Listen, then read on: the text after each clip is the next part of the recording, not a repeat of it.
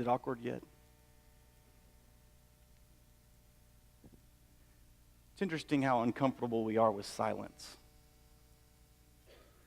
It's interesting how fidgety we get. Can't sit still, aren't sure what to do. True silence is nerve-wracking almost.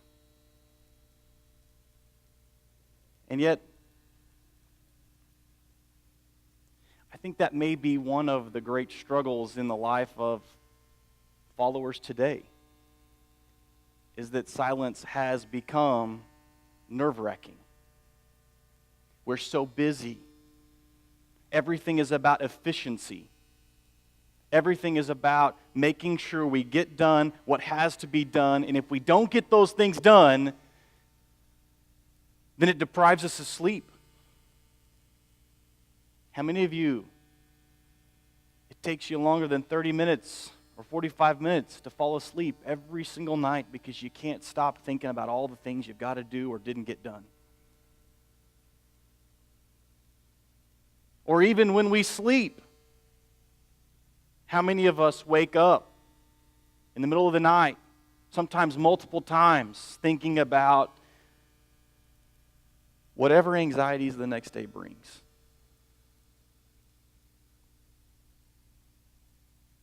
Or just the fact that when we are at home and we don't have anything really going on, there's a TV noise in the background all the time.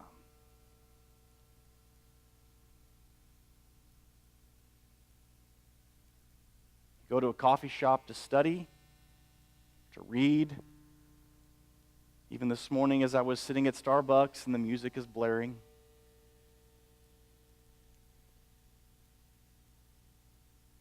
To just sit in silence for a little bit is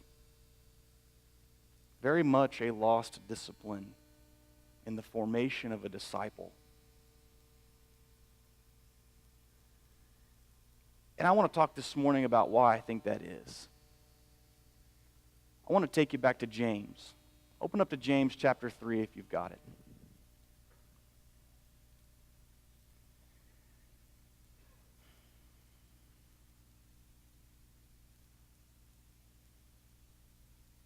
Beginning in verse 1.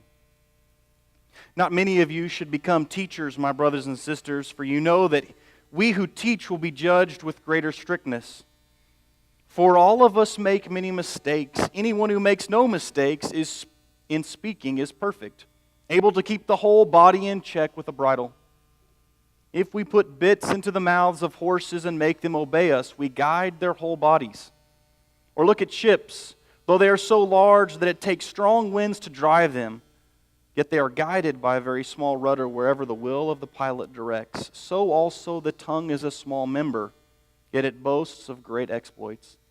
How great a forest is set ablaze by a small fire. And the tongue is a fire. The tongue is placed among our members as a world of iniquity. It stains the whole body, sets on fire the cycle of nature, and is itself set on fire by hell. For every species of beast and bird, of reptile and sea creature can be tamed and has been tamed by the human beings.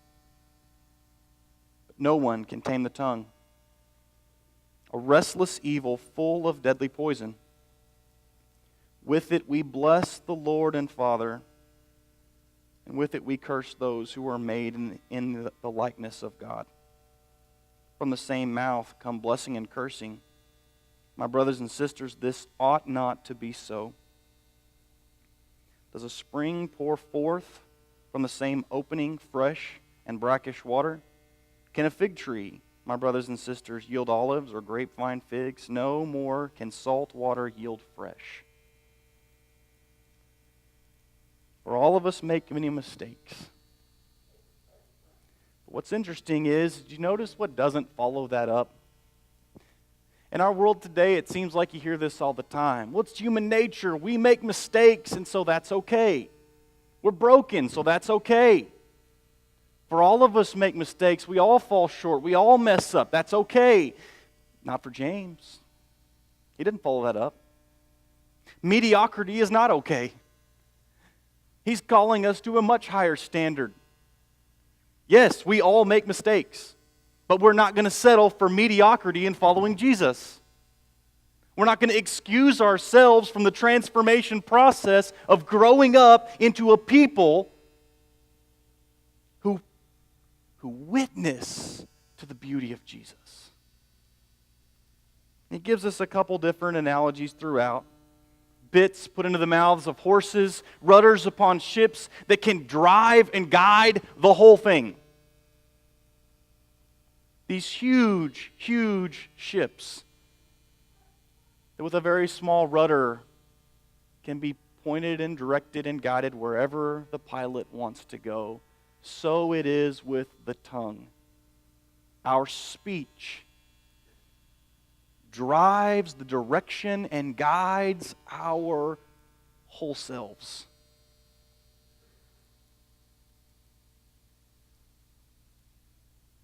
Left uncontrolled, our speech, the way we talk to one another, brings death to our relationships. Left uncontrolled, James says, the tongue ushers hell onto earth. Hear the gravity of that for a second.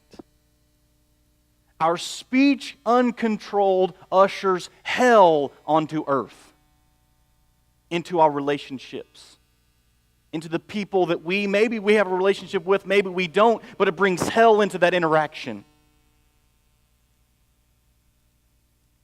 Huge. And then he switches analogies here and he talks about the forest set on fire. Some of us understand this completely because our mouths have gotten us in trouble more than once. Right? How many of us have a relationship in our life that we've never been able to quite recover from because of our mouths?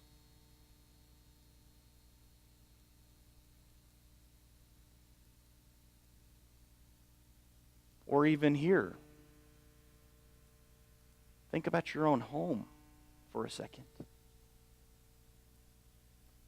I'm ashamed to say that I've talked to my wife worse than I've maybe talked to anybody else in my life.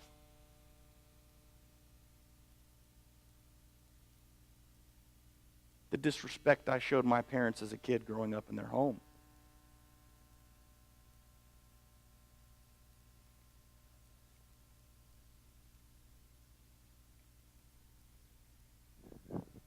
One of the most convicting statements in all of James.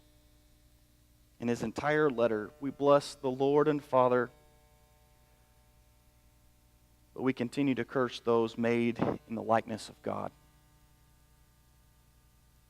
Out of the same mouth comes blessing and cursing.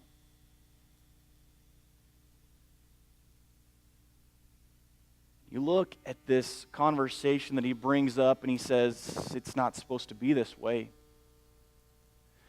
He's not giving an excuse here, and that's what's really important. He's not giving an excuse. He's not saying, well, it shouldn't be this way, but it is. Everybody makes mistakes, but that's okay. Not in James.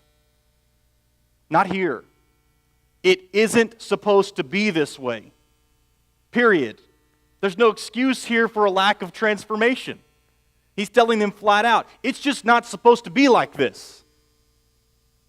And for those of us who are giving ourselves to the Spirit of God, He is going to do something different, and it is not going to be blessing out of the same mouth and cursing out of the same mouth. He is going to transform us into something far greater and far better. But look at our culture today. I mean, we are inundated with words. They're everywhere. I try, and it sounds crazy maybe, I don't like to drive down Garriott Road. I don't know why it is I feel overwhelmed with all the signs. I like to travel down Roop. to get to the church building, or I like to go down Randolph. I like to go down those. Looking at houses is one thing. Looking at this huge monstrosity sometimes of all the signs going all the way down with one message saying, buy this, or buy this, or buy this, or come get this, come consume this. And we've gotten to a point, and tell me if I'm wrong, we've gotten to a point where words are cheap. They don't mean anything anymore. Or at least in our culture, they seem not to mean anything. And it's not just this generation that's figured that out. Mark Twain made the statement, actions speak louder than words, but not nearly as often. Even Buddha, however many holy words you read, however many you speak, what good will they do you if you do not act upon them? Ernest Hemingway, all our words from loose using have lost their edge. And I remember hearing over and over and over from my basketball coach in high school, talk is cheap, Josh. Do what I told you to do. Talk is cheap. Don't say yes, sir, go do it. We seem to live in a culture where words don't mean anything.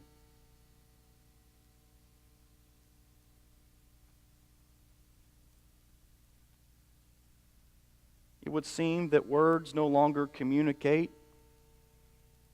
They no longer foster communion. They no longer create community, and they no longer give life. And to be perfectly honest, how many of our words would be better left just unsaid?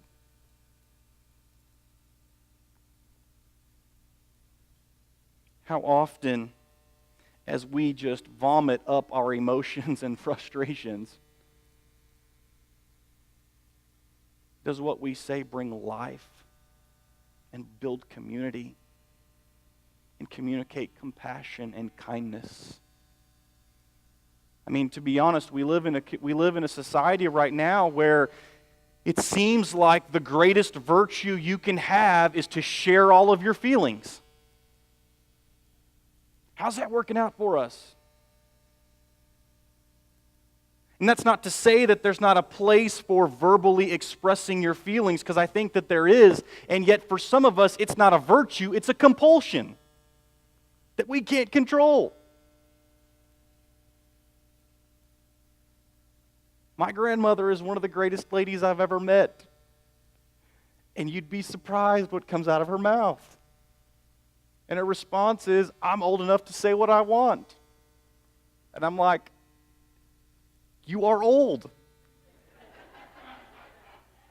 But the second half of that's not true. But you look at what it's like everything that comes into our head just continues. We don't need a filter, though. Here's the thing, is we always talk about this. It seems like I hear this all the time. Well, we just need to filter what we say. No, we don't. And here's why. Because there's a far greater process that I think our hearts and our minds need to go through rather than just filtering ourselves. And that's what I want to talk about a little bit.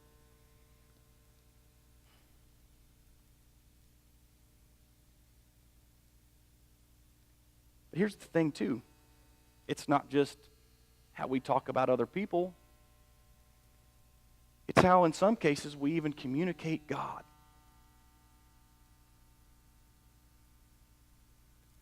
I wonder sometimes if we really believe that the Spirit of God can transform people.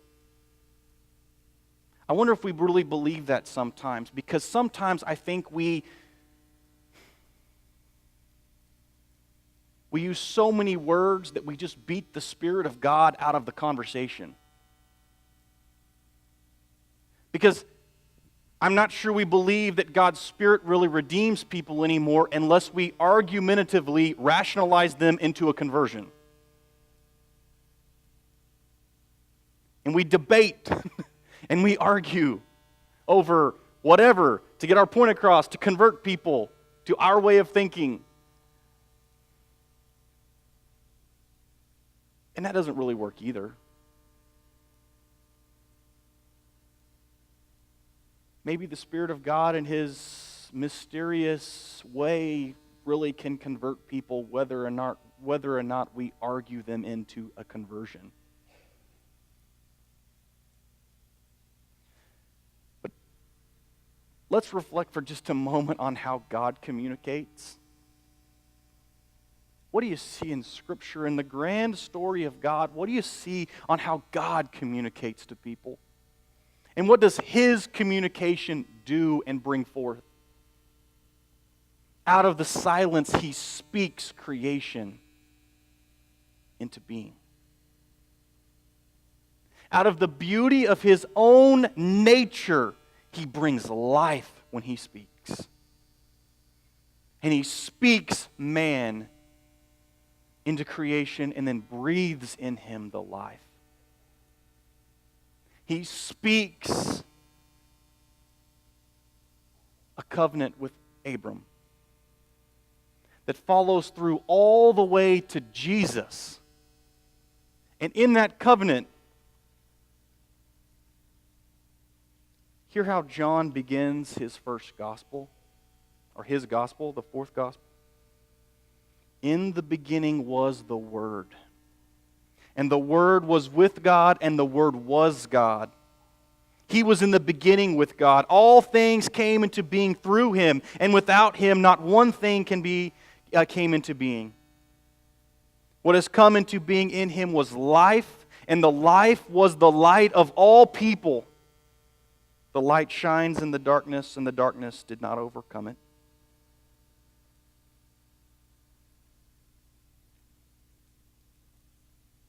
Or the Spirit of God.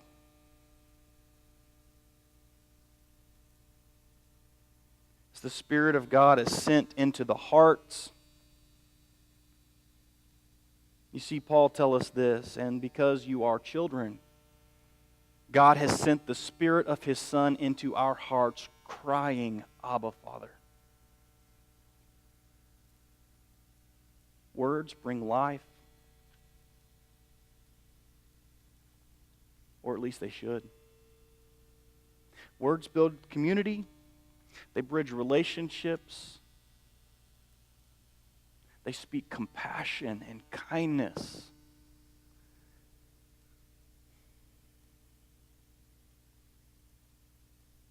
The words that do that are the words spoken out of the victory of Jesus. The words that come directly from the throne room of God. James is calling his people, his readers, James is calling us to speak directly from the kingdom of God. In every single relationship, but there's a process for that. And I think part of the process, we talked a little bit about it last week, it begins in solitude, it begins in silence, in making room for God to change me. I don't do the changing, but I have to participate in stepping away sometimes and giving God the space to actually do the changing in my life.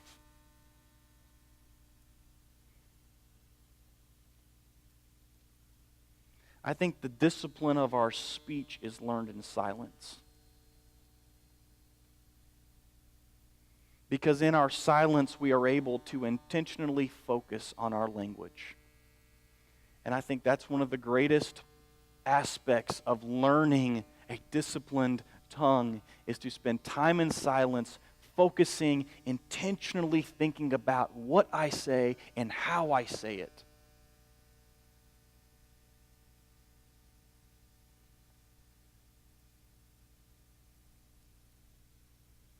By going into solitude and spending time in silence, we give ourselves practice of being quiet before God so that our words might be completely transformed by the Word, Jesus Christ.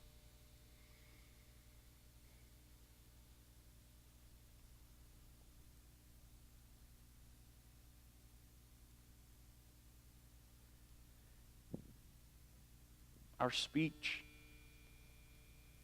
has to be born out of quietness with God. It's not just the way that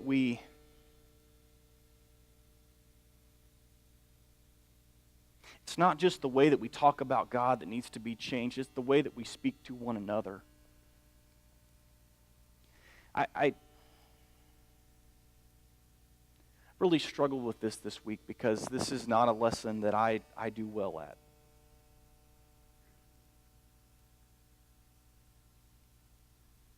But in my conviction, in the way that I believe the Spirit of God has convicted me this week, I think we got to have a real honest conversation.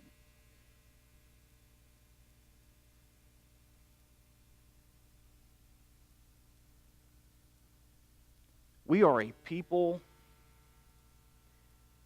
that can rationalize and reason out anything we want to say.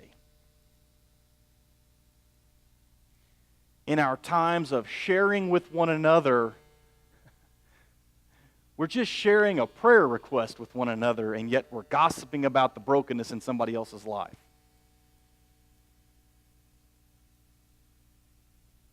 I just want you to know what's going on in their life, so you can pray for them, so we can talk about all the brokenness.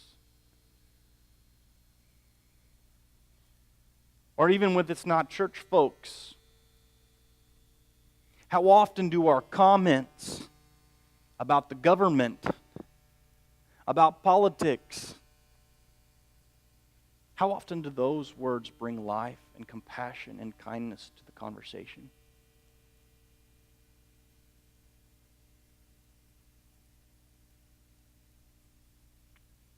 How often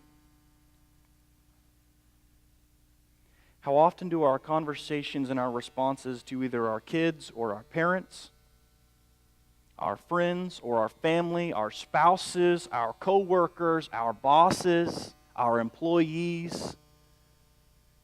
I don't believe there's ever a moment in life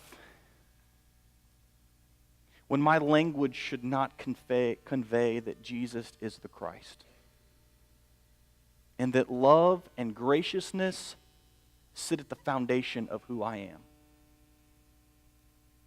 I can't think of a single conversation that I might enter into where the compassion of Jesus Christ does not completely form that conversation. Not one.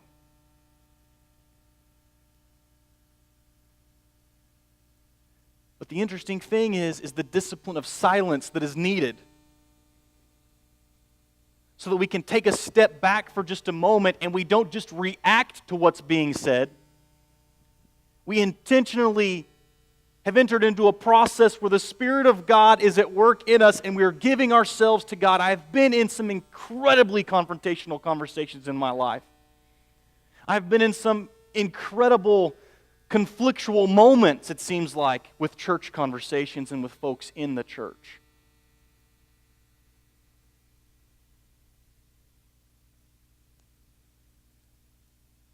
And I'm reminded again and again of what one of my very first mentors in college, who was still a wonderful mentor to me, said to me. And he said, in the midst of the anxiety, as the tension rises, you don't speak. You don't speak. You take all the time necessary, no matter how much silence is necessary, to keep your mouth shut so that the Spirit of God might process in you the words of kindness, compassion, and life as you respond. Period. Period. And I wonder what our marriages would look like if before just jumping in full-fledged, we said, give me a moment. Let me not just collect my thoughts. Let me ask God to help me craft my next statement. Or I wonder what it would look like in raising our children. Because here's one of the things I've learned, especially having a 4-year-old. She repeats not only my language, but my tone and my attitude.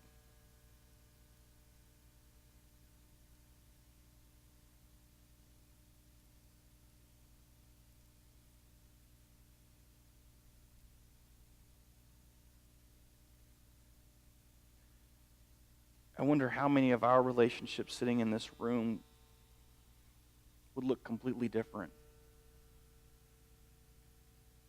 I've been around long enough to know who doesn't like who.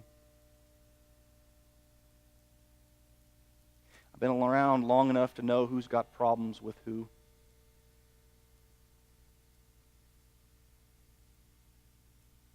I wonder what it would look like if we were to take a step back for just a moment and say, God, give me your Spirit so that I might speak life and compassion and kindness into this conversation. And that is born out of solitude and silence so that God is doing an inner work within me so that He might be my language.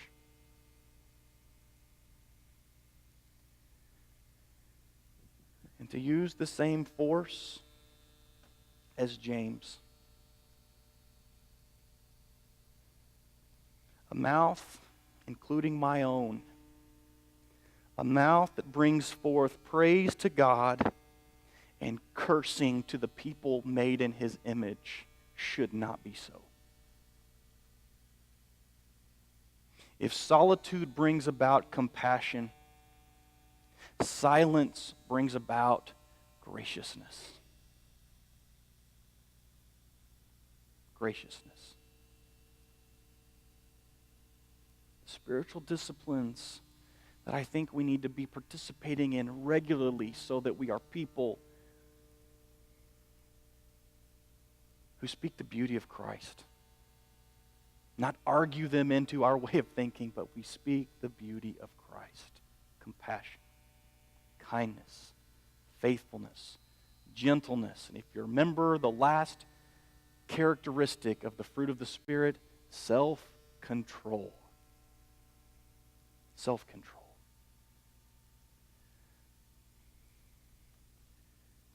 This is one of those sermons that as I was finishing up, I got to invitation and what do you want to say? And I'm like, I don't know. Here it is. This is an important spiritual discipline for us because I've got too many of my own memories bouncing around in my head of things I should not have said. Moments when I should have been silent and allowed God's Spirit to form in me my next thought. But the beauty of Christ sits in this, and I see this in the graciousness of my wife regularly. She moves past it, and we move on, and the beauty of Christ at work in her shows forgiveness, shows the compassion and the graciousness that I'm talking about. Christ does that for us. He offers us grace, and He shows us people around us who will extend us grace. So this morning, in every way, I pray that we are a people who are extending grace, especially to those that we don't like and don't get along with. There's an invitation sitting before you. I pray the God who raised Christ from the grave will move in us in ways that He desires. Let's stand and sing.